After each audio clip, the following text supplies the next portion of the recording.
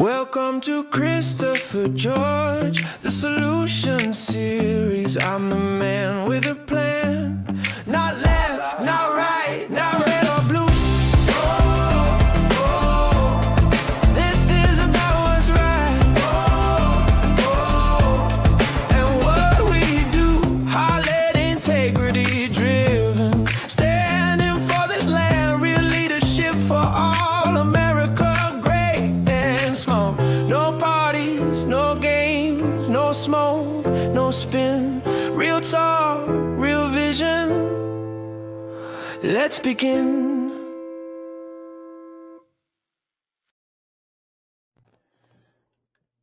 Hello everyone, and welcome back to Christopher George, the Solution Series. Today's episode is SOS, Save Our Streets, Elevating and Evolving Policing for a New Era. For those of you returning listeners, welcome back. For those of you who are here for the first time, welcome from wherever you are, wherever you're hanging out. Before we get into today's discussion, I want to take a minute to set expectations. If you've heard this before, this is a good time to grab a cup of coffee. If you haven't, this opening matters because it explains how I approach leadership, solutions, and this platform. Leadership isn't just talking. Leadership isn't just pointing out what's wrong. Leadership comes prepared with a plan and the courage to talk about it openly. The plan I bring isn't rigid. It's strong enough to move us forward and flexible enough to improve through focused conversation. Because the best plan will always be the one shaped by the most thoughtful input. That's the expectation here. This space is for discussion, but discussion with a purpose. If you engage, be direct, be respectful, focus your energy on the plan. If you see a flaw, bring a fix. If you have a what if, bring a solution with it. Noise doesn't move us forward. Thoughtful contribution does. This podcast is about America, but it's limited to America. But it's not limited to America, excuse me. We live in a connected world. Many of the solutions discussed here can be applied anywhere. People are working to build stability, dignity, and opportunity. My goal is to help America lead again, not by force, but by example, so others can adapt what works for their own communities. And let me be clear about something I believe deeply. I believe there's always a nugget of truth and experience and insight in every person. There's something valuable, something shared, something earned, something seen from a perspective no one else has. That's why I welcome everyone to the table. Without you, there is no us. Without shared experience, there is no progress. But with that welcome comes responsibilities. Those insights and experiences are meant to build, not tear down, to strengthen ideas, not to sabotage them, to move us closer to solutions, not deeper into division. This is about evolution, as a country, evolution as a people, evolution as a world. Our tools are more powerful than they've ever been, our ability to build and our ability to destroy. That means we have a responsibility to do better, to think deeper, to lead smarter, and to work towards a peace that works for everyone, not just a few. That's the expectation, guys. That's the standard. Now let's get to work. Like I said, we're here to talk about the SOS, Save Our Streets, Elevating and Evolving Policing for a New Era. So right up front, I need to tell you guys this is going to be a little bit long, but I think it's going to be insightful. I hope you got time to listen. It's been roughly 250 years since the nation was conceived, an extraordinary short span in the life of a civilization. In that time, we've endured revolutions, civil war, economic collapse, world wars, social upheaval, and technological transformation. We've experienced moments of profound progress and moments of deep failure. And yet through it all, we have moved forward. Not perfectly, but forward. But at some point along the way, I feel something changed. We stopped articulating a shared vision for what this country should be. Instead of asking, who are we trying to be, we began clinging to inherited frameworks. Many of those forged in the mid-20th century, shaped by post-war optimism, and the rise of the corporate American dream. But over time, that vision narrowed. Today, it often feels as though nothing moves unless a corporation decides it is profitable, or power decides it is convenient. That imagination is stalled. That national imagination is stalled. And, and that stagnation shows. Listen, I know the nation is weary. Every day the headlines scream, another emergency, another clash, another crisis that never seems to end. The debates repeat, the language hardens, the positions calcify, the solutions feel recycled. And the result is painfully familiar. More noise, more division, and very little that actually changes. This is not a failure of effort. It is a failure of evolution. At 250 years old, America is no longer an infant nation, but neither is it fully mature. Like any young adult coming out of its adolescence, we are wrestling with identity, responsibility, and direction. And just as in life, there comes a moment when growth is no longer optional. You either evolve or you repeat the same mistakes with higher stakes. That is the moment we are in now. This conversation is not about tearing down the past. It's about learning from it. It's about elevating our thinking, refining our systems, and deciding deliberately what kind of country we intend to be in the centuries ahead. Because strength is not found in volume, force, or nostalgia. Strength is found in preparation, perspective, and the courage to change. And that is where this begins. But behind the noise lies a harder truth we can't ignore anymore. Our streets are fraying. Our communities are anxious. And in too many places, soldiers and the National Guard units are stepping into roles that should belong to well-trained, trusted police. From Washington, D.C. to Portland, from Chicago to Los Angeles, images of armored vehicles and troops in formation dominate the optics of public safety. Too many Americans, it doesn't look like protection. It looks like something else. And whether that perception is fair or not, perception matters. That perception alone erodes trust. And once trust erodes, I think everything else becomes harder. And I really don't believe that's the future we want. And I don't believe that's the only path we have. So before you dismiss this as more noise, pause. Consider that we can rebuild trust not by force but by standards. Not by militarization but by professionalism. Not by division but by centering on people, their safety, their dignity, and their future. That's why I'm introducing the Unified National Police Training Center, the UNPTC. Not a slogan, not a headline. A plan, a framework built on accountability, shared training, and unity across every department in this nation. Because crime doesn't stop at county lines, and neither should preparation. This isn't about erasing local cultural pride and long-standing traditions. I respect those histories. But the way we prepare our officers must change. Small-town cops once tasked with traffic stops now face cartels, trafficking, cybercrime, and organized violence that crosses borders. Without common standards, the learning curve is too steep, and communities pay the price. The UNPTC is not about politics or bureaucracy. It's about giving every officer, from the biggest city to the smallest town, the training, discipline, and support to act as guardians, not occupiers. To embody the badge as a beacon of trust, not a symbol of fear. Guys, I was in the military for 25 years, and I'm going to tell you this right now. Soldiers belong on the battlefield, not in our streets. Police belong in our neighborhoods. But with the same structure and accountability and professionalism that makes our military the world's most respected force. That is the line we must hold. Soldiers for war, police for peace. But both professional, both measured, calm, and grounded. Let me be crystal clear about something. This is not a political episode. This is not left or right. This is not anti-police or anti-government. This is about standards. This is about professionalism. This is about people, their safety, their dignity, their right to live in stable communities. What I'm presenting today is not a slogan. It's not a hot take. It's a plan. One I've already written, published, and put my name behind. This podcast exists to support that writing. Because leadership just doesn't talk.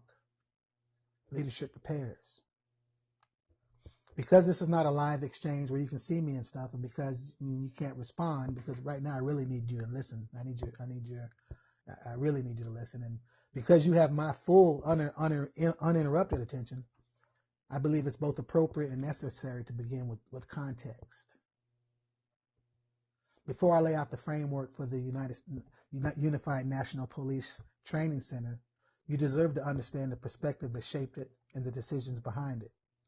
For an issue of this magnitude, transparency is not optional, it's foundational. To do that, I'm going to borrow an old term and apply it in a modern way.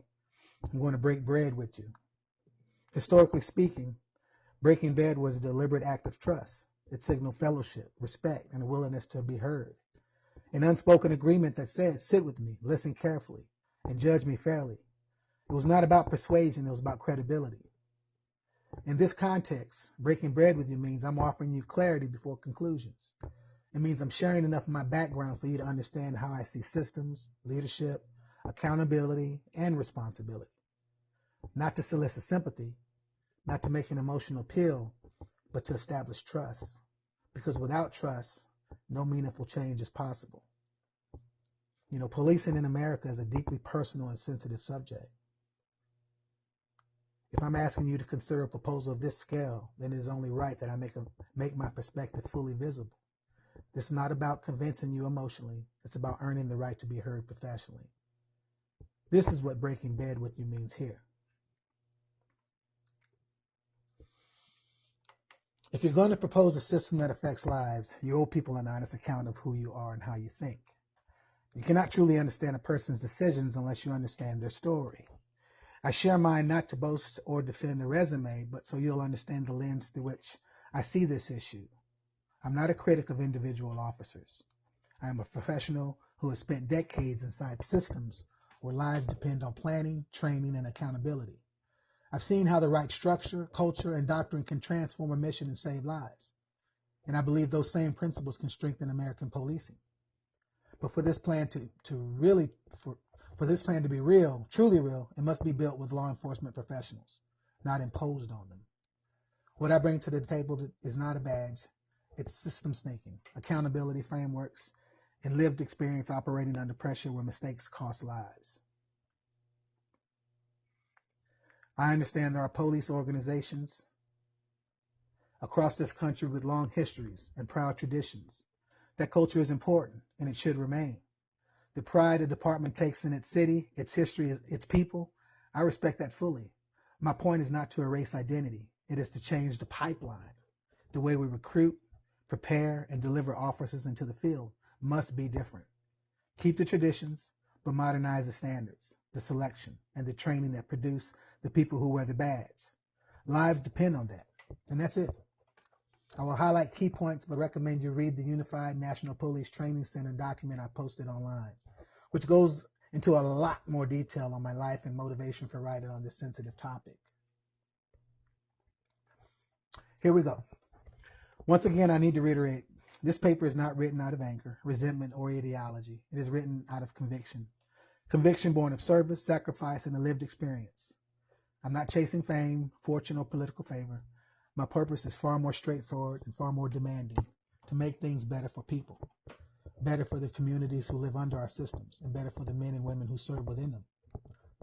I'm going to try and wrap up 25 years of service, both as an enlisted soldier and officer. I will highlight key points of my life that helped me plan this out. You know, my military experience as a combat veteran, as an M1A1 tanker during Desert Storm, Desert Shield, and subsequent training as a field artillery officer gave me an intimate understanding of violence as both a tool and responsibility.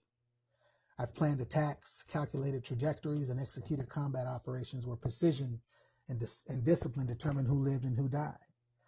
That experience makes me absolutely clear: violence must never be random. It must be surgically applied, like a sniper shot, precise and contained, not broad, chaotic, or cavalier. We cannot tolerate oops violence that endangers bystanders. What I want is sharpened capability, not softened resolve. Better trained officers, better applied force, and better protection for everyone on the street. This is not personal. This is business. It's about examining the structure, the philosophy, and the doctrine of policing and asking, is there a better way? I believe there is. I've seen it done differently in the best formations I've served with, and I believe the lessons I've lived and can can help us build something new for the people, by the people. And here's the truth that shaped me, the truth that kept me steady in war and must guide us now in peace. At the end of the day, every one of us wants the same thing. We want to go home. That truth kept me calm in combat. It reminded me that the chaos, once unleashed, cannot be controlled. Bad karma, rash reactions, undisciplined violence, those things cost lives. But controlled professionalism, grounded in training, discipline, and restraint saves them.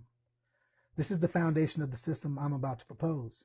It is born of lived experience, shaped in tanks across the desert, in artillery fire missions where precision meant survival, in planning rooms where the fate of thousands depended on accuracy, and in the quiet responsibility of bringing people home alive.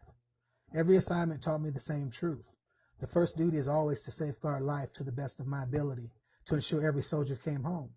Whether that means executing combat operations with discipline, protecting soldiers' careers with precision, or coordinating security or for global leaders. The constant threat was accountability for people's safety. And that is the purpose behind this plan. Just as discipline and planning kept my soldiers alive, so too can training and professionalism ensure our officers keep communities safe. At the end of the day, we all want the same thing, to go home. Everything I propose flows from that simple truth.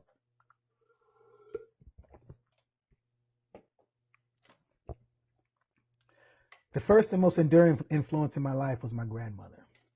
She had only a 6th grade education, yet she carried a wisdom and a Christian spirit deeper than many who wore robes and degrees. She was light, hope, and humbleness embodied. But it wasn't just her goodness I remember. It was her strength in the face of cruelty. I watched people wrong her, belittle her, even wound her spirit. Yet she absorbed that pain without bitterness and responded with dignity and calm. She didn't just turn the other cheek. She embodied composure under pressure. For me as a child, that wasn't abstract religion. It was living proof of discipline and grace. I put this memory first because I know it represents the single most critical quality we need in policing today: control. The ability to remain calm when provoked, to maintain composure under stress, to act with discipline rather than ego. This is not optional. When officers lose that control, the cost is not measured in hurt feelings, but in lives lost and communities scarred. The price of failure is paid in the blood of our neighborhoods. That is why I use the word peacekeeper. A true peacekeeper is more than an enforcer of law. They are a guardian of stability. A peacekeeper does not let anger dictate their actions. A peacekeeper does not escalate chaos but steadies it. A peacekeeper carries themselves with the discipline to ensure every decision is about protecting life, not taking it needlessly. That is why I begin here. Before I tell you my story, you need to know why I believe composure, discipline, and professionalism must be the very heart of policing. My grandmother's example showed me that true strength is not in striking back, but in standing steady. That standard of the peacekeeper must become the foundation of this new system, because without it, no amount of equipment, training, or policy will matter. Like I mentioned earlier, I'm not going to sit here and walk through 25 years of military career. That's not what this moment is for. And frankly, that's not how serious leadership conversation works. What matters are the lessons, because those lessons are exactly why I believe a united national police training framework is not only necessary, but long overdue. If you want the full story, my upbringing, my enlisted years, my officer career, West Point, Afghanistan, and the systems I helped build, that's all captured in my paper. What I want to give you here is a roll-up. The experiences that shape how I think about leadership, training, accountability, integrity, and public trust. And like I said, I want to be clear from the start. This is not about turning police into the military.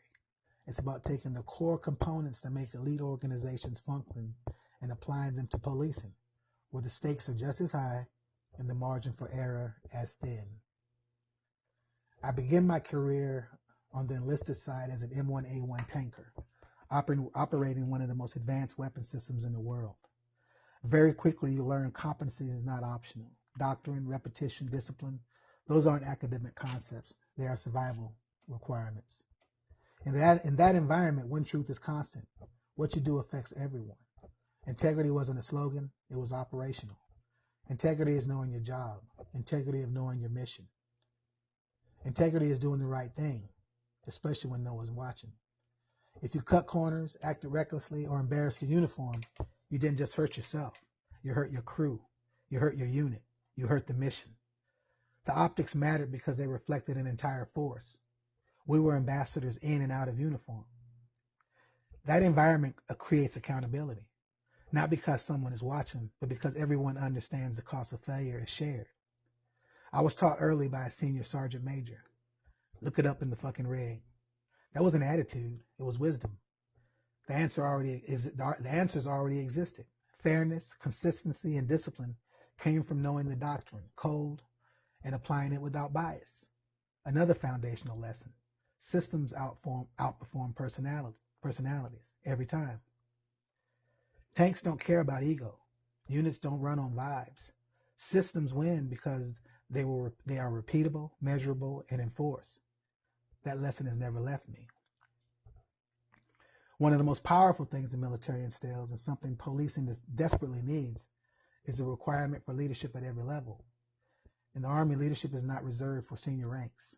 From the moment you put on any rank, the person below you becomes your responsibility, your charge. You don't just supervise them. You model what the next rank looks like. You show them what the standard is, how to think, how to act, how to carry themselves under pressure. And critically, everyone is required to understand the mission beyond their pay grade. If a private's NCO goes down, the private doesn't freeze. He doesn't panic. He doesn't act blindly. He picks up the weapon and continues the mission. Not because he's paid to do the job, but because he understands the mission, the intent, and the stakes. That expectation creates resilience. It creates continuity. And it creates accountability when things go wrong, as they inevitably do. That is not hierarchy for hierarchy's sake. That is shared responsibility and shared understanding. As an officer, first in the field artillery, the stakes only increased. Artillery is the science of indirect fire. You don't see the enemy. You calculate, you coordinate, you execute. And if you get it wrong, the consequences are immediate and irreversible. There is no margin for error. The environment teaches you how to process complexity under pressure, coordinate across multiple elements, make disciplined decisions with incomplete information. Fire support forced me to understand infantry, armor, aviation, and mortars as a single system.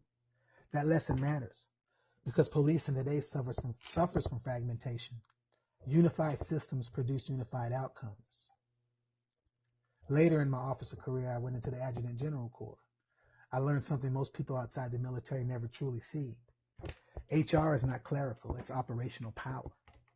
This is where I learned force management in its truest form. Not paperwork, not transactions, but how a nation designs, sustains, and projects a professional force of millions continuously without breaking it. Manpower management in its truest form. The Army doesn't simply have people, it manages a living system. Through the Total Army Plan, strength management processes, and readiness reporting systems, I learned how the Army balances accessions, training pipelines, deployments, and separations to maintain the most capable fighting force on the planet. This means managing flow in and flow out, projecting manpower requirements years into the future, aligning talent to mission needs, and maintaining readiness while rotating personnel through combat, recovery, and reconstitution cycles. This is not accidental. It is deliberate force architecture. One of the most important lessons in operational HR, human resources, is that force management is not about headcount. It's about capability. In the Army, we don't just count people. We understand what those people enable. Take an M1 tank, M1A1 tank. A tank is not a single asset. It's a weapon system. It requires a defined number of trained personnel to operate, maintain, and sustain it. If one tank requires 4 crew members and you have 12 tanks, you immediately understand the minimum manpower required just to bring that capability online. Scale that up. Tanks to platoons, platoons to companies, companies to battalions, battalions to brigades, brigades to divisions. And you can calculate with precision how much combat power you can actually field. If you're short in a specific job function, you don't just lose people, you lose percentage of capability on the battlefield. You know exactly how much of your force is operationally degraded. That same logic can apply directly to policing. If I have 25 patrol cruisers and each cruiser requires 2 officers to operate effectively, I immediately understand my personnel baseline. If I don't meet that requirement, I'm not just understaffed, I am operationally degraded, and I can quantify exactly how much policing capability I've lost. Operational HR forces the right questions. What is my current operational capability? Where are my critical shortfalls? By function, not just by count. What is the inflow plan for new personnel? What is the outflow reality? Retirements, resignation, burnout. What does my force look like in 6 months, 1 year, 3 years from now? In the Army, we did not wait for shortages to appear. We projected them. We planned deployment training cycles and readiness requirements well in advance. Units were trained to doctrinal standards before they deployed, not rushed at the last minute. Soldiers knew what mission they were preparing for long before they stepped into the battlefield. Operational HR is about manpower maneuver. We deployed HR forces into combat zones to maintain personnel accountability, casualty reporting, and strength visibility under fire. Human resources was not behind the fight. It was inside it. We moved people, skills, and capabilities across continents with the same discipline used to move equipment and the same equipment used to kill people. The same precision and discipline used to kill people. That experience taught me how to think in terms of force flow, talent pipelines, readiness curves, and risk over time. When I talk today about force modeling, manpower management, and national training architecture, this is where that knowledge comes from. This is not theory. This is operational experience inside one of the most complex human systems ever built. Once you understand your operational capabilities across personnel, equipment, and readiness, you can begin to flex the force intelligently. With modern data and analytics, policing can identify where crime is increasing and decreasing in near real time. That allows leadership to do what the military has always done, adjust force flow. You can adjust academy and graduation class size, redirect newly trained officers to higher needed regions, measure effectiveness over time, rebalance resources based on outcomes, not politics. A unified national police training and personnel system makes this possible at scale. Instead of fragmented academies and disconnected staffing models, you gain true visibility into who is trained, who is ready, who is stressed, and where capacity exists or is eroding. That is how you enhance capability without burning people out. That is how you maintain readiness without over-policing. That is how you build a professional force that adapts to reality instead of reacting to crisis. This is the mindset I learned from the adjutant course. People are not interchangeable. Capability is measurable. Readiness must be managed, not hoped for. That's not a slogan. That's how the best force on the planet stays the best.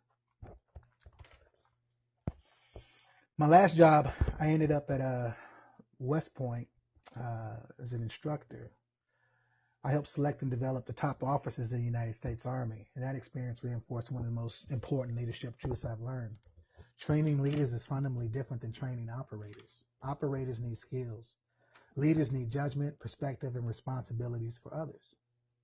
At West Point, instructor quality wasn't preference, it was a requirement. Standards weren't suggestions, they were enforced. And culture wasn't a poster on a wall, it was lived daily. Because when you are shaping future leaders, who teaches matters as much as what is taught. One of the most valuable practices we maintained was deliberately bringing recently deployed officers out of the field and back into the schoolhouse.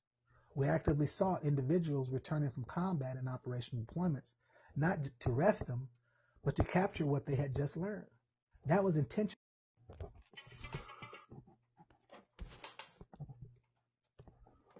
Those officers brought current tactics, real-world friction, hard-earned lessons, and the reality of modern conflict. They kept doctrine honest. They kept training relevant.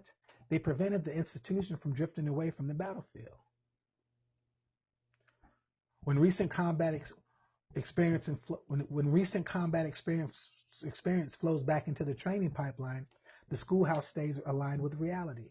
Cadets aren't just learning theory, they're learning what actually works, what fails under pressure, and what decisions look like when lives are on the line.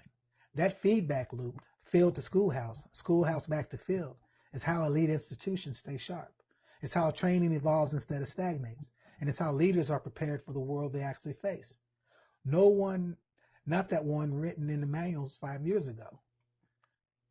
This was not accidental. It was systematic. And it is directly applicable to policing. If police training institutions want to remain relevant, credible, and trusted, they must do the same thing. Continuously rotate recently deployed, recently tested professionals back into their instructor roles. So training reflects the street, not just policy. At West Point, we understood this at our core. Institutions that stop learning from the field eventually fail in the field. That lesson has stayed with me ever since. While at West Point, I got handpicked to go perform a mission in Afghanistan for a year and then come back to West Point. I was assigned as a theater level strength manager, responsible for the mandated reduction in force, of personnel in the Afghanistan theater during that time period. And it was understood at every percentage point, that I reduced the force carried a real human consequences. The level of responsibility forces integrity into every decision. Later, running one of the biggest, I came back from Afghanistan. I was running one of the busiest protocol offices in the Army, which reinforced another truth. Professionalism and optics are inseparable from legitimacy. Institutions earn trust through conduct, not messaging. The FBI already trains its agents at a single centralized location. Every branch of the U.S. military does the same. One unified baseline followed by specialty schools. Why? Because unity of training creates unity of thought, unity of standards, and unity of effort. This is common sense stuff, people. A unified training environment allows us to build leadership at every level, enforces integrity as a cultural standard, coordinate resources and assets, train realistically, not hypothetically. The military trains as it fights, and that mindset matters. With a unified national police training center, we can run 24, 48, and 72-hour operations, conduct mass casualty in high-stress scenarios, use role players in immersive environments, apply biometrics to measure stress, decision-making, and resilience. We can vet officers in training out on the street before we place them in neighborhoods where our children live and where the public trust is fragile. In the military, when you fail, you don't just fail yourself. You fail your unit. You fail the mission. You damage the force as a whole. That understanding changes behavior. Policing needs that same environment where integrity, leadership, and mission understanding are not optional, not rank dependent, not fragmented. This is not about like I said, this is not about militarizing the police. It's about professionalizing them to an elite standard. If you want the full depth, the paper is there. What I want to give you here is the why and the proof, because this works. I've lived it. From artillery to HR, from doctoring at Fort Bragg, the old Fort Bragg, to teaching at West Point, from Afghanistan to protocol office, one truth, defined my journey: security. In the Army, security was never just a mission. It was an identity. It was always both an armed professional and as an American ambassador. In Germany, before the wall came down, people spat insults at us, some racial, some political. I didn't take it personally. My mission, my loyalty, my uniform came first. That mindset defined me. I learned to be aloof yet professional, distant yet compassionate. If someone cursed me out, I absorbed it. If they were broken, high, or lost, I responded with the compassion. Because in uniform, it was never about ego. It was always about the mission and the people. The story of policing in America begins with contradiction. Some of the earliest organized policing systems in the South were slave patrols, built to track, control, and punish enslaved people. After emancipation, police enforced segregation under Jim Crow and later deployed to suppress protests, riots, and unrest. Instead of being a shield for some of the people, policing, became, almost like a separatist issue. Policing too often became a weapon used, against people. That history is not distant. it explains today's fractured trust. And I only bring that up to explain today's fractured trust. But this is not about anger, like I said before. It is about seeing a system that is broken and, in my usual fashion, fixing it. My military career, from tank gunnery to doctrinal testing at Fort Bragg, from HR command to drawing down forces in Afghanistan, trained me to manage security on every level, tactical, operational, and strategic. Security was never just about carrying a weapon. It was about protecting systems, safeguarding people, and maintaining discipline. I see policing in the same way. In the Army, we always said, improve your foxhole, which was your fighting position. If you have time, you never stopped improving it because complacency kills. Policing in America is stuck in foxholes dug decades ago. Technology has advanced. Officers today carry body cameras, tasers, armored vehicles, but the training systems behind them are outdated. Policing is not just local, it's national. Crime no longer respects city limits. Drugs move across countries, trafficking networks span states, cybercrime and organized violence cut through every jurisdiction. Small town officers who once dealt mostly with traffic violations and minor offenses now find themselves confronting the same modern threats that large metropolitan forces face. Because of this reality, the need for common standards, shared training, and unwavering charisma is not optional. It's critical. Without it, we leave officers isolated, trying to solve national level problems with only local level tools. With it, we give them a common language, a baseline of professional standards, and the confidence to reach across jurisdictional lines to share information, strategies, and support. And the benefits extend far beyond the officers themselves. For the people they serve, this means that even in a small town, the police are not cut off or left behind.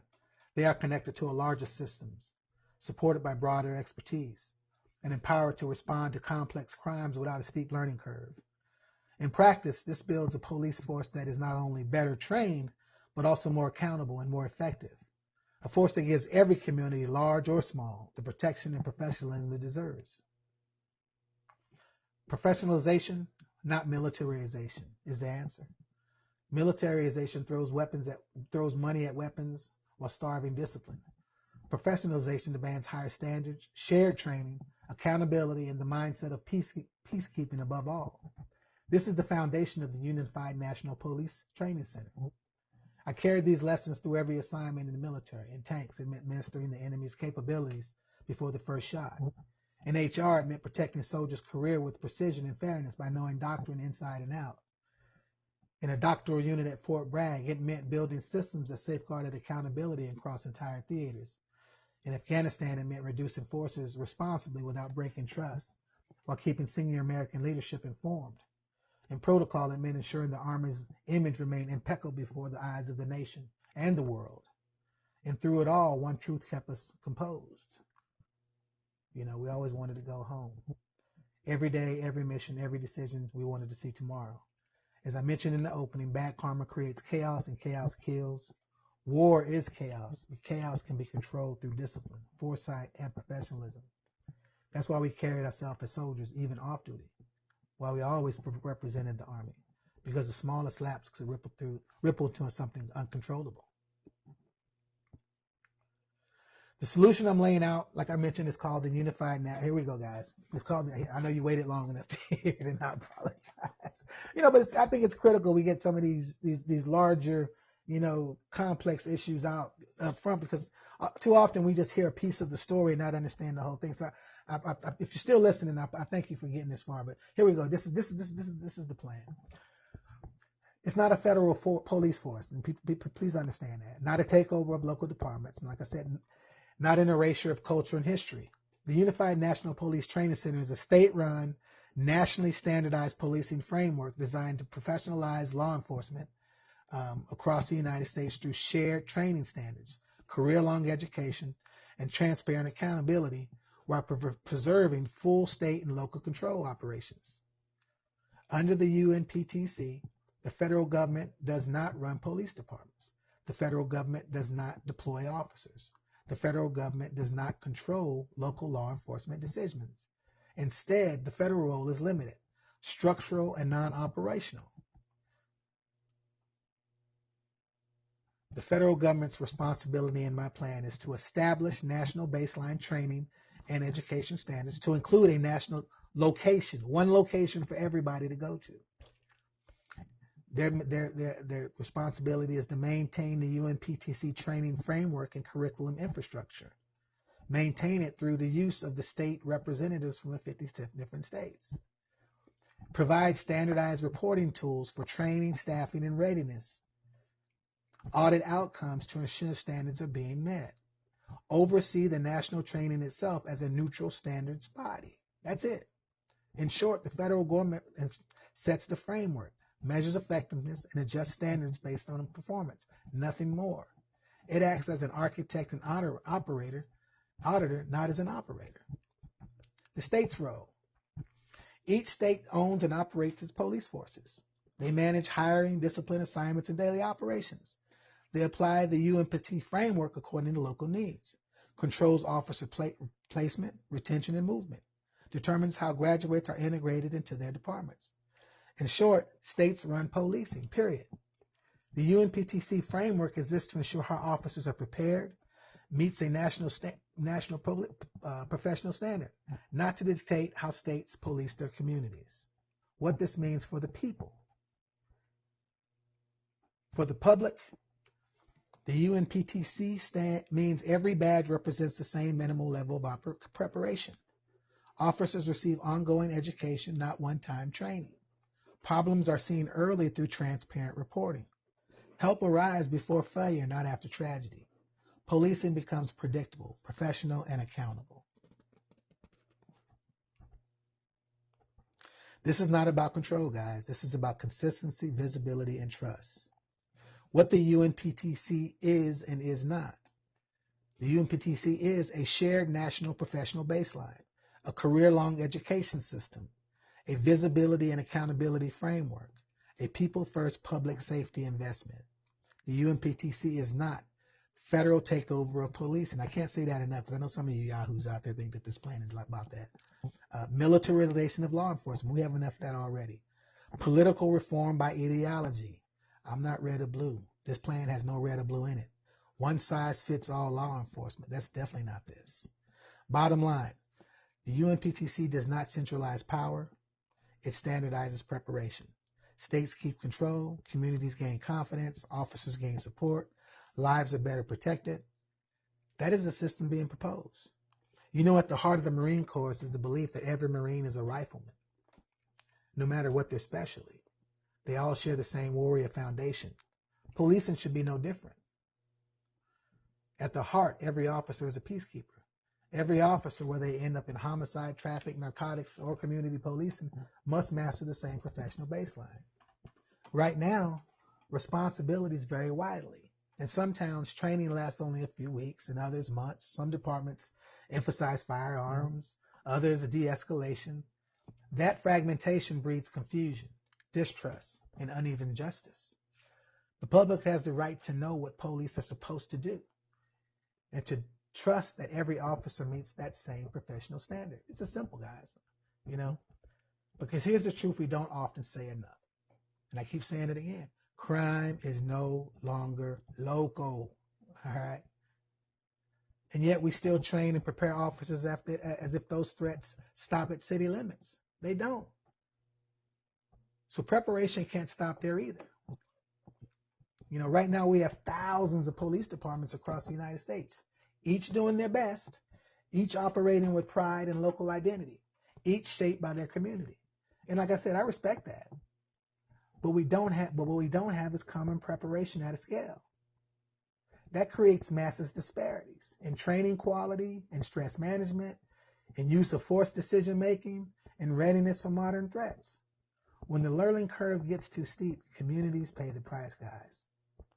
This plan exists to flatten that learning curve, not by centralizing power, but by sharing standards. You know, and I want to address something directly. I'm a soldier. Like I said earlier, I understand violence. I've been trained to apply it decisively when necessary. And because of that, I'm very clear on this point. Like I said earlier, and I'm going to reiterate it again in case you didn't hear me. Soldiers belong on the battlefield. Police belong in our neighborhood. Those roles aren't interchangeable.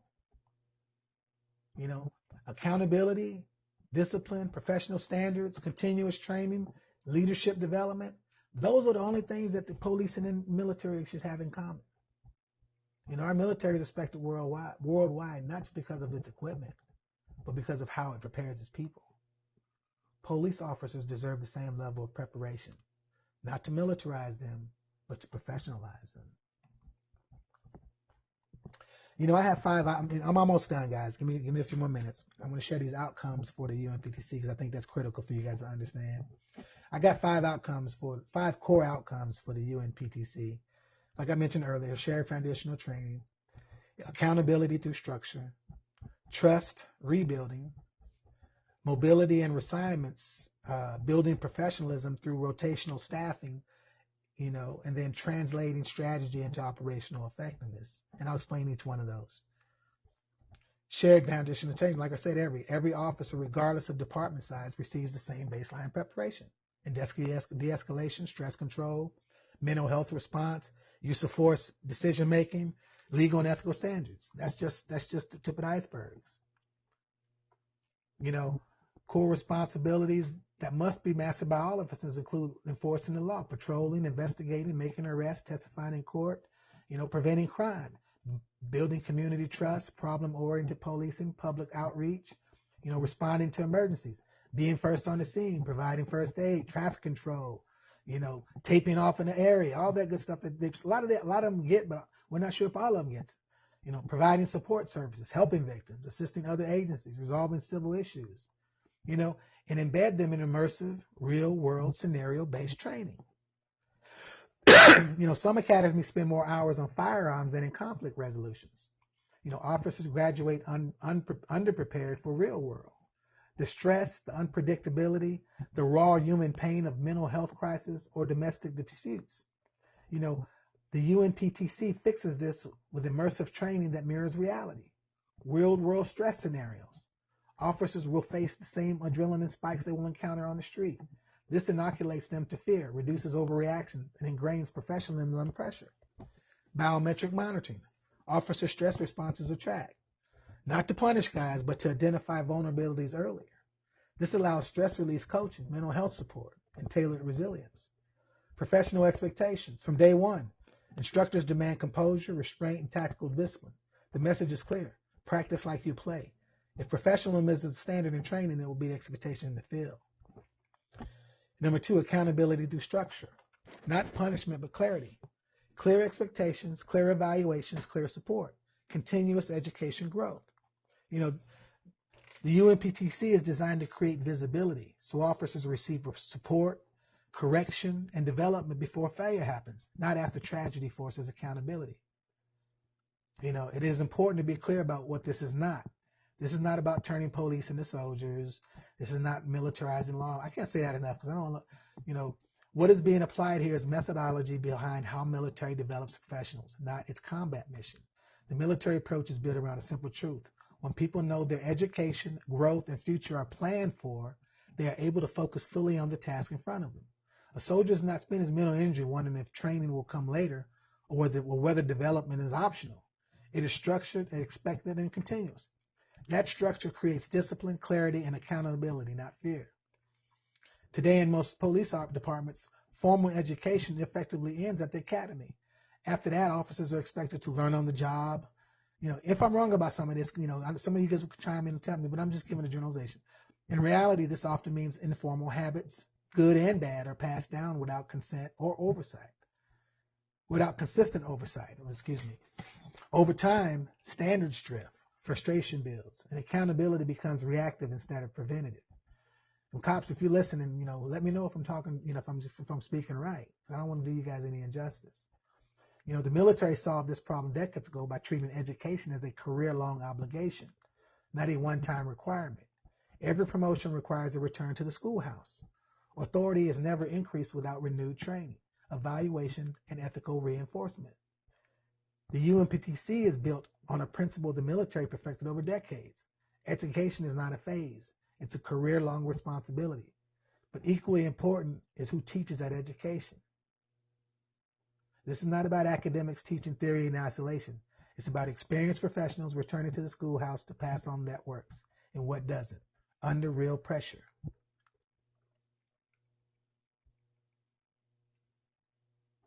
The UNPTC applies that proven model adapted for civilian policing and peacekeeping, not combat. This is how I envision the career long education working for the police department. Every promotion or major role transition, officers return to the UNPTC, the unified location. Increased authority is matched with increased preparation. Leadership is treated as a responsibility to be relearned, not a title to be assumed. This ensures authority grows alongside judgment, responsibility grows alongside restraint, rank grows alongside accountability.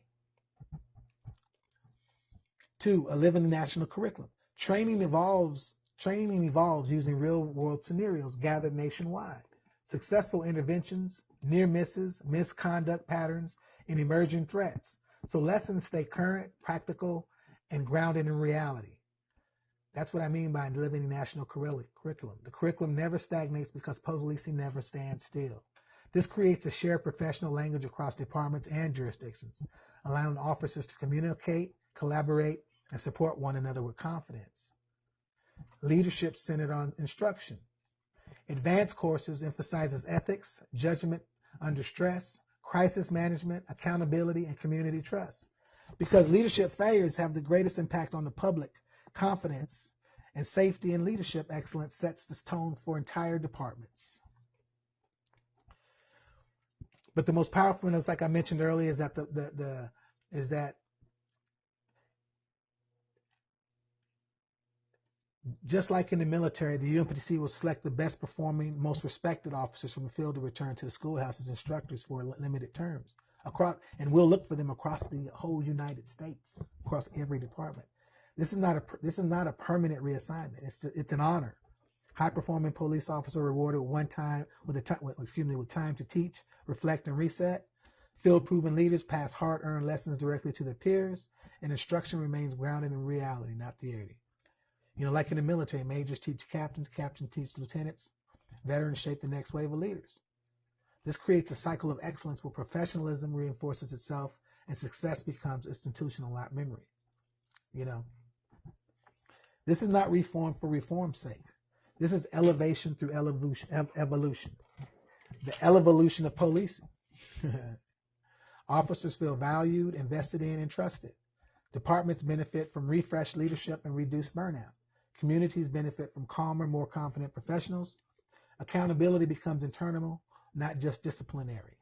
When officers know their education, development, and the future are planned for, they stop carrying unnecessary frustration into the field. They focus, they slow down, they make better decisions. That's how grown systems get built.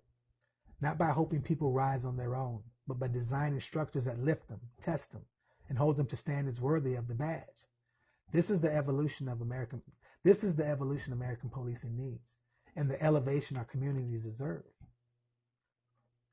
Because it reduces frustration and burnout. It strengthens accountability naturally. It prevents failure instead of punishment. It aligns responsibility with readiness. Like I keep telling you guys, it's not about control, it's about care for officers, for departments, and for the communities they serve. Like I said, this is how grown systems get built. Not by hoping people improve on their own, but by designing structures that allow professionals to focus, grow, and do the right thing every time. For the average American, this is where it becomes real. Trust in policing is not rebuilt through slogans or uniforms.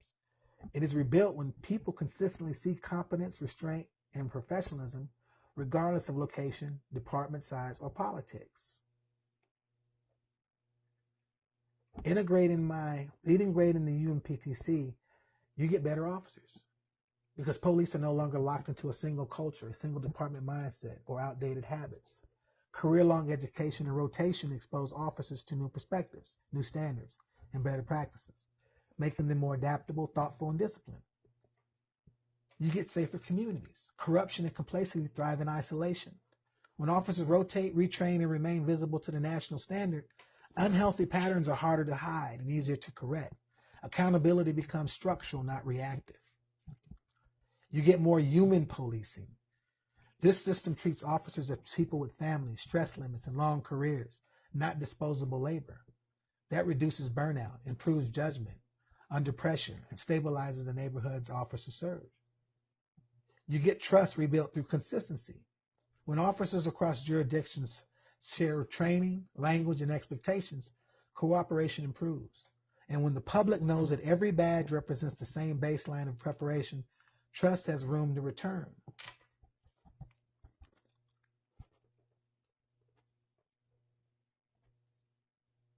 Before we go any further, I kind of mentioned, rotations. It's important to be honest where we are today. In the United States, some police departments do use limited term rotations, usually at the local level, often with a single department for specialized units, promotions, or temporary assignments. But there is no national standard, no shared framework, no consistent expectations that officers rotate across roles, departments, jurisdictions, as a matter of professional development and accountability. I think that gap matters, and I think it matters now. Like I keep telling you, crime, corruption, trafficking, cybercrime, and organized violence no longer respect city limits. Yet our policing structure is still largely built around fixed posts, siloed departments, and career-long placements in the same environment. That mismatch is no longer theoretical. It's a daily operational reality. And the cost is measured in trust, burnout, and lives. Because here's the hard truth. And this makes too much sense to ignore anymore. And the United States is already behind. Other democracies have confronted this problem and acted on it. They didn't wait for collapse or scandal to force reform. They treated rotation as a professional necessity, not a punishment or disruption. The concept of structured rotational assignments is not new, and it is not experimental. Other democratic nations, use it to strengthen their professionalism, prevent corruption, broaden other skill sets, and maintain public trust. I'm not proposing something untested or theoretical. I'm pointing to lessons already learned elsewhere, lessons we should have incorporated years ago. The concept of rotational, Japan. Officers routinely rotate between neighborhood police boxes and other assignments. This prevents overfamiliarity, reduces the risk of informal power structures, and keeps officers grounded in both community policing and broader operational responsibilities. Singapore Police Force. Rotations across operational, investigative, and administrative postings are a core feature of their professional development model. Officers are deliberately exposed to multiple functions to build confidence, discipline, and leadership depth. If anyone doubts the effectiveness of rotation, the research and real-world examples are readily available for Japan and Singapore, among others. They built rotations into their DNA of their policing systems with measurable benefits in professionalism, accountability, and community trust. Please look them up. So the question no longer is whether this works. The question is whether we are willing to acknowledge that for a moment from adopting it now. Because the UNPTC gives us that ability now to, if I got all my officers coming from the same location and going out from the location and coming back to that same location for training, we can actually create a national rotation where officers can be switched in and out through states. Come on, guys. But rotations can't be blind. It's just as in the military, we will have to, family considerations matter. Any serious reform must account for the differences between singles. Like in the military, we have a big problem with this in our assignment cycle between single officers and those with spouses, children, and caregiving responsibilities. One of the things I want to increase for officers is stability for families. Married officers and officers' children may require longer tours in one location to support spousal employment and school continuity and family stability. The system may allow this, so for married officers, when I did this, I'm thinking 3 to 5 year assignments at a location. Then they move. Maybe 3 years for a single guy, 5 years for a married guy. I don't know. That's something, I think this approach is not favoritism, it is realism. The military has determined for decades that accounting for family realities improve morale, retention, and long-term effectiveness. Policing can achieve these same results by recognizing officers as a whole people, not interchangeable parts. By embedding family considerations into rotational policy, the UNPTC model makes one thing clear. This is not about moving people like chess pieces. It's about developing professionals without breaking families. Rotations also ensure that critical skills such as evidence handling, crisis negotiation, budgeting, training, and leadership do not become rare commodities confined to a few specialists. Instead, capability is distributed across the force. In the private sector, executives are deliberately rotated across divisions to prepare them for senior leadership. Policing should be no different. Exposure to multiple functions build judgment, perspective, and accountability. Qualities that cannot be learned in a single assignment can be learned in multiple assignments. And the bottom line, guys, rotations strengthen officers, family and considerations strengthen institutions. And I believe together they build a professional police force worthy of public force. Almost done. Got a couple more to go, and I'm going to close it out. And last, translating strategy into operational effectiveness and capacity. Let me translate this out of military language into plain English. In the military, manpower management isn't paperwork. It's how missions succeed. It means making sure the right people are in the right roles with the right training before something goes wrong. Policing is no different. Public safety doesn't fail because officers don't care. It fails when systems don't support them, when training is outdated, staffing is uneven, and leadership is forced to guess instead of see. Here's the core idea simply put. You can't fix what you can't see. Right now, police in America operates in thousands of silos. Some operate well-staffed, well-trained. Others are under-resourced, overwhelmed, and invisible until crisis hits. That's not accountability, that's blindness. My plan changes that by creating visibility, not punishment. Visibility means knowing where officers are short before burnout happens, knowing where training is outdated before mistakes are made, knowing where equipment is failing before lives are lost. This isn't about control, it's about helping sooner instead of reacting later. In the military, we don't wait for war to find out we're short people. For policing, that means this. Instead of waiting for crime to spike, riots, or scandals, we anticipate needs. With a national framework, leaders can see which communities are understaffed, which departments are stretched thin, where officers are over time just to survive, and where crime is spiking. That allows support, not scrambling. Crime evolves, technology evolves, community evolves. So policing has to evolve ahead of the problem, not behind it. And with my plan, we'll have shared data.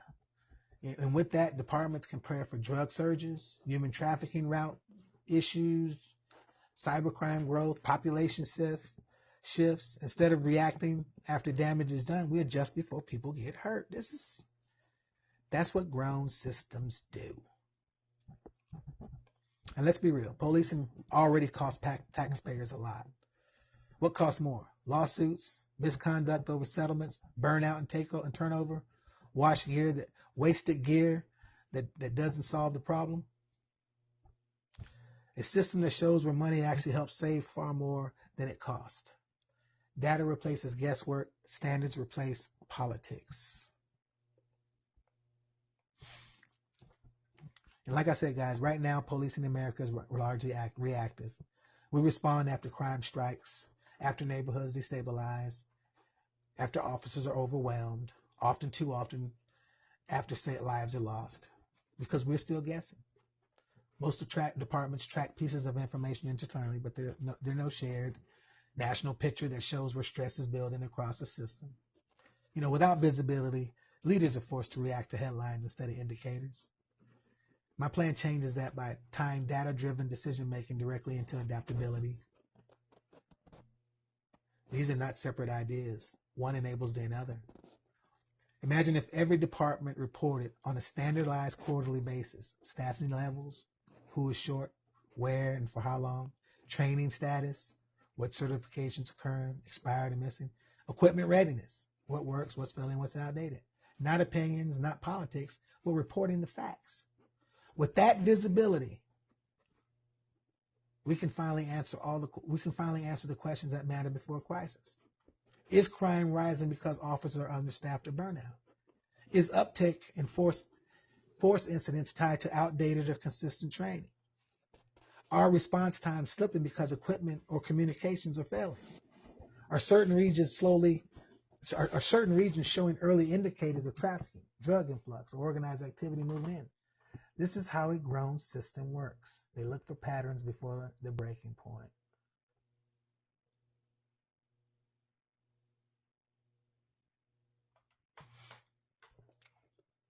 And I'm going to close off, guys, with this saying, hey, one more time saying, let me be crystal clear because this does matter. This is not about federalizing the police. This is not Washington taking over local departments. This is not about about stripping states or communities of control. This is about something far more fundamental, removing individual bias from a system that is supposed to be blind. Right now, policing across America rides too heavy on individual discretion without consistent structure. That creates gaps where personal beliefs, unchecked culture, politics, fear, anger, or ego can seep into decisions that should be governed by professional standards and shared expectations. That's why a federal framework of state ownership is essential.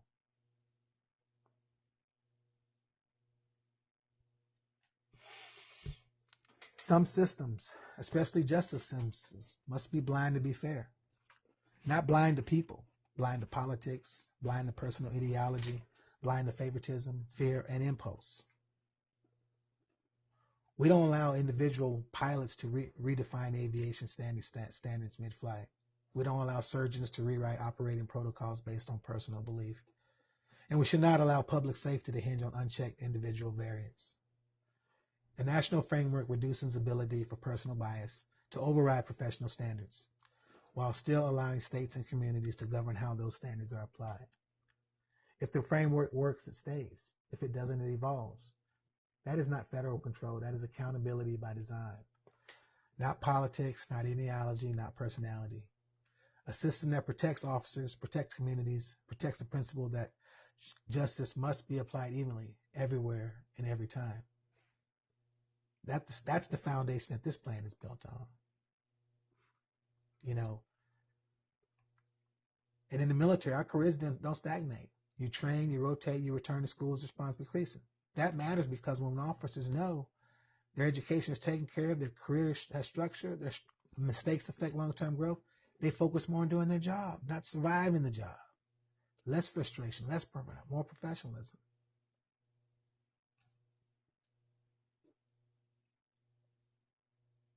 And when readiness failures can't be hidden, systems improve. The UNPTC allows citizens to see that if departments are staffed or understaffed, if the police forces are trained, how are they supported? Transparency isn't anti-police, guys. It's pro-trust. And like I said, we're already paying for it. You know, in Chicago, taxpayers spent at least $177.5 million in 2024 alone to resolve police misconduct, and nearly $472 million over the past 6 years. NYPD's misconduct payouts topped $205 million in 2024. Over the past decade, some of the largest police departments in the country have collectively paid out billions in settlements related to misconduct. These buyouts are not just numbers on paper. They represent real dollars taken from community resources and redirected into legal settlements. And although they compensate victims or families in individual cases, they rarely come with systematic change, training improvement, or structural accountability.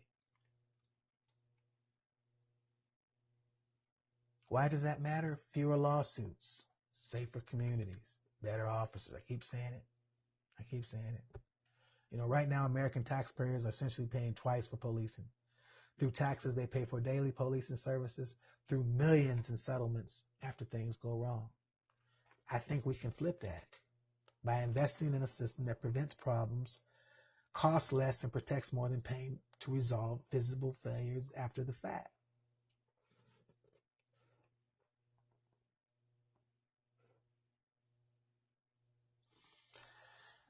Guys, this plan is not theoretical, and it's built for the reality we're living in now.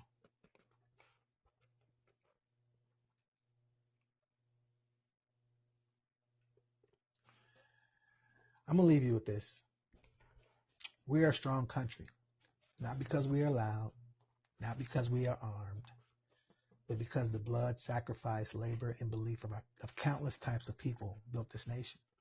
People of different origins, backgrounds, faiths, and walks of life. Some came here by choice, some didn't. Some were forced here. Some defended this land. Some built it with their hands. All of them, in one way or another, shaped what America is today, for better and for worse.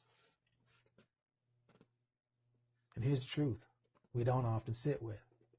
America's young. 250 years is nothing in the life of a civilization. Empires that lasted for centuries stumbled, fractured, and collapsed when they refused to grow beyond their own adolescence. If we want to endure, not just exist, but endure, then it's time we look at ourselves with honesty and perspective. Like any young nation, we've gone through pain, growing pains. We've acted on impulse. We've doubled down on mistakes. We've confused force with strength and noise with leadership. That's understandable in youth, but it's not acceptable in maturity. If we expect our children to grow into responsible adults, then this country must do the same. A grown nation doesn't cling to outdated habits. A grown nation learns, adjusts, evolves. A grown nation understands that we are not strongest as individuals, shouting past one another. We're the strongest when we stand together, hands joined, eyes forward, willing to say, as one people, no more of what doesn't work. This is what elevate and evolve means. Not abandoning who we are, but becoming who we're capable of being. And that belief brings me here. We have seen again and again what doesn't work. We've watched the same failures repeat, paid for with distrust, division, and lives that never should have been lost. Real strength means being better prepared, more disciplined, more accountable, and more humane. If we want fewer soldiers on our streets, we need stronger police in our communities. Not louder, not heavier, but better trained, better supported, better led. We must hold the line, individually and collectively, not just with systems, but with standards, not just with plans, but with people. I can propose a framework. I can design a system that makes sense. But at the end of the day, the line is held by us, by what we tolerate, what we demand, and what we choose to overcome.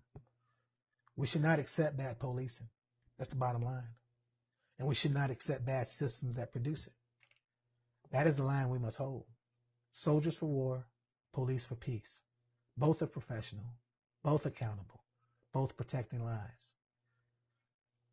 This podcast supports the written UNPTC framework, which is publicly available. I welcome thoughtful engagement from officers, leaders, researchers, and communities. Because real change does not come from outrage. It comes from preparation. I thank you guys for listening to me this long.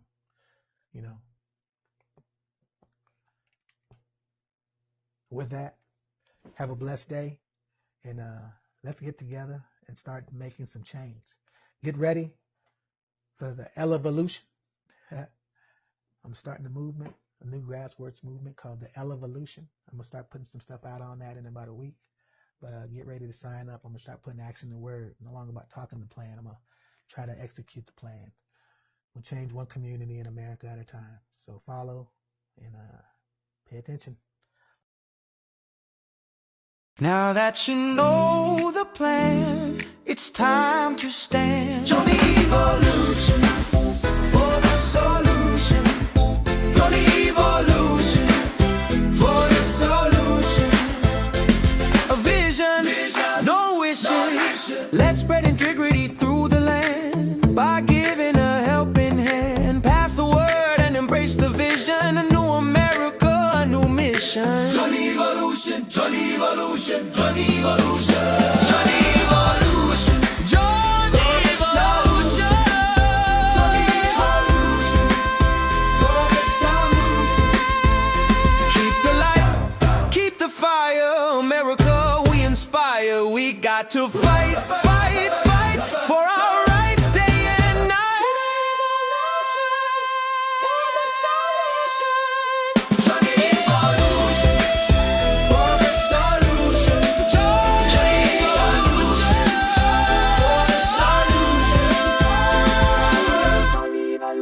join evolution, join evolution. A vision.